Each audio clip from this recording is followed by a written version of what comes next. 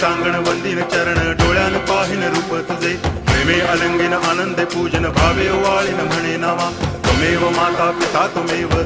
बंधुश्च सखा त्वमेव विद्या करुणं त्वमेव सर्वं मम देव कायेन वाचा मनसेन्द्रियैर्वा बुद्ध्यात्मना वा प्रकृति स्वभावात् करोमि यद्यत् सकलं परस्मै नारायणायति समर्पयामि अच्युतं केशवं रामनारायणं कृष्णदामोदरं वासुदेवं हरि गिरिधरं माधवं गोपिकावल्लभं जानकीनायकं रामचन्द्रं भजे हरे राम